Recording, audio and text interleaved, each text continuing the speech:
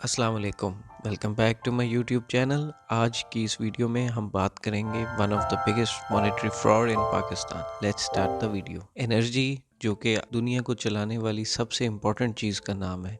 आज की इस इंटरकनेक्टेड सोसाइटी में इसका इस्तेमाल हर जगह पाया जाता है। एक बल्ब के चलने से इंजन के चलने तक आपको हर चीज़ के लिए एनर्जी की ज़रूरत है। आज के दौर में एनर्जी की डिमांड सबसे ज़्यादा है, जिसकी बुनियादी वजह टेक्नोलॉजिकल एडवांसमेंट और आबादी में इजाफा है। मौजूदा दौर में एनर्जी जिन तरीक़ों से हासिल की जा रही है, उसका नतीजा आप क्लाइमेट चेंज की सूरत में ख़ुद भी महसूस कर रहे हैं। तो हम सबको सोलर एनर्जी और विंड एनर्जी जैसे ग्रीन सॉल्यूशंस की तरफ बढ़ना चाहिए, ताकि हम अपने कार्बन फुटप्रिंट्स को रिड्यूस कर सकें। आपने अक्सर लोगों को ये कहते हुए सुना होगा, हमने लास्ट मंथ 100 यूनिट चलाए थे बिजली, हमारा बिल फ़र्ज़ कर लें 3000 आया था, और इस मंथ हमने 104 यूनिट चलाए हैं, हमारा बिल 5500 6000 आ गए। समझ नहीं आता कि 3 से 4 यूनिट एक्स्ट्रा चल जाने से कौन सा ऐसा अज़ाब आ गया है कि बिजली के बिल डबल से भी ऊपर चले गए।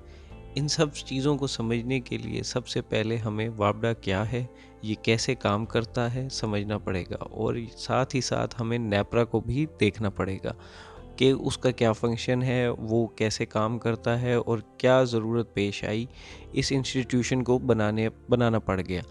फिर अगर बिजली की तरसील पूरे मुल्क में वापडा के ज़िम्मे है, तो जो कराची में कराची इलेक्ट्रिक, वो क्या काम कर रहा है। The Pakistan water and power development authority, जिसको हम सब वापडा के नाम से जानते हैं, इसको फरवरी 1958 में बनाया गया था, जिसका काम था कि वो एनर्जी के न्यू रिसोर्सेज को डेवलप और पुरानों को मेंटेन करेगा। इसके अलावा इसके ज़िम्मे सॉइल सैलिनिटी, जिसका मतलब सॉइल मिट्टी के अंदर नमक की क्वांटिटी को कंट्रोल करना है, जिससे ज़राअत को फ़रोग़ मिल सके, और साथ साथ वाटर लॉगिंग कि ज़मीन के ऊपर इतना पानी ना जमा हो कि ज़मीन नाकाबिले इस्तेमाल हो जाए, और साथ साथ इरिगेशन, शहरों में पानी की तरसील और निकासी आब की ज़िम्मेदारी भी वापडा को दी गई थी। वापडा के अथॉरिटी स्ट्रक्चर में एक चेयरमैन और 3 मेंबर्स, जो कि वापडा के 3 वेग को कंट्रोल करते हैं, जिसमें पावर, वाटर, फाइनेंस शामिल हैं। हर मेंबर अपने डिपार्टमेंट को जीएम के थ्रू चलाते हैं। मज़ीद इसमें हम बात कर लेते हैं नेपरा के ऊपर। नेपरा ये एक रेगुलेटरी अथॉरिटी है, जिसका काम मॉनिटरिंग और इन्फोर्समेंट है। साथ साथ ये देखना है कि इलेक्ट्रिसिटी मार्केट में कोई ऐसा मसला ना क्रिएट हो जाए जिससे बिजली की तरसील में कोई प्रॉब्लम हो। बिजली का रेट क्या होगा, वो कैसे लोगों तक जाएगी, टैरिफ क्या होगा, और इसके अलावा अगर कोई पावर जनरेटिंग हाउसेस में इशू हो जाता है तो उनको सॉल्व करवाना भी नेपरा की ज़िम्मेदारी है।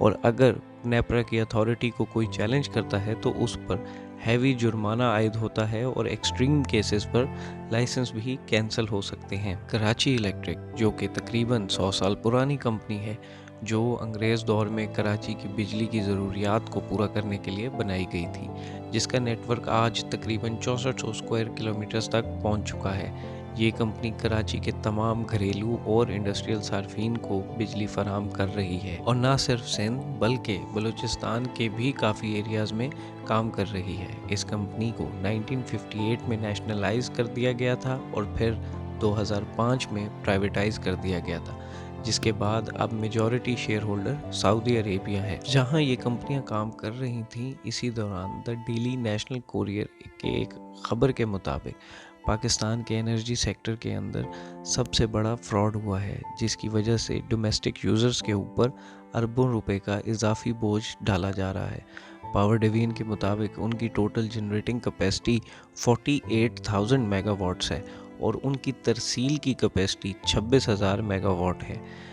लेकिन उनके रिकॉर्ड्स के अंदर कंज्यूमर यूजेज 1,75,000 मेगावाट शो किया गया है, जिसके पीछे की बुनियादी वजह फेक बिलिंग करना, कंजम्पशन को बढ़ा चढ़ा कर पेश करना, जिसने गर्दिशी कर्जे, सर्कुलर डेट में बेपनाह इजाफा कर दिया है। इसका बोझ भी लोड शेडिंग की मारी हुई आवाम को उठाना पड़ेगा, जो बिजली की कीमत में मुसलसल इजाफे की सूरत में होगा।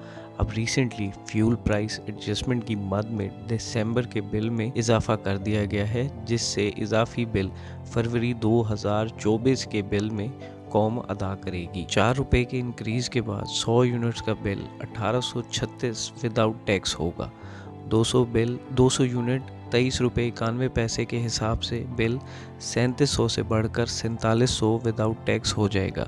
300 यूनिट वाले सार्फिन 6000 की जगह 8000 विदाउट टैक्स बिल अदा करेंगे और 700 यूनिट्स का बिल 24000 से बढ़कर 28000 हो जाएगा, जिसके बाद इसमें सरचार्ज की मद में कैपेसिटी पेमेंट्स और फ्यूल प्राइस एडजस्टमेंट की मद में टैक्स ऐड किए जाएंगे, जिसमें पीटीवी की फ़ीस भी शामिल होगी। इसी तरीके से अगर आप के इलेक्ट्रिक की तरफ जाएं तो के इलेक्ट्रिक की टोटल कैपेसिटी 3500 मेगावाट है और तरसील की कैपेसिटी 2200 मेगावाट है, लेकिन कंज्यूमर से बिल जो है वो कोई 700 गुना ज़्यादा का ले रहे हैं। तकरीबन 15,000 मेगावाट का बिल क्लेम किया जा रहा है।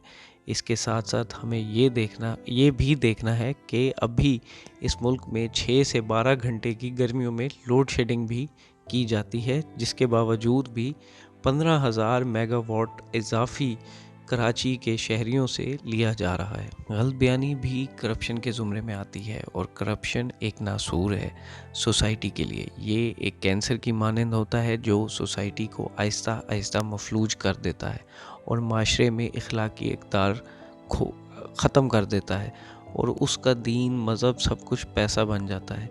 दुनिया में अक्सर लोग पैसे को प्राइमरी ऑब्जेक्टिव समझ बैठते हैं, लेकिन आप यकीन करें पैसा लाइफ में सेकेंडरी है। प्राइमरी काम पर्सनल डेवलपमेंट या सेल्फ डेवलपमेंट है। आप ये कह लें कि होते हैं। जब भी आप पर्सनल डेवलपमेंट कर लेंगे, पैसा उसके नतीजे में आपके पास खुद आ जाएगा, क्योंकि वो सेकेंडरी ऑब्जेक्टिव ऑफ लाइफ होगा।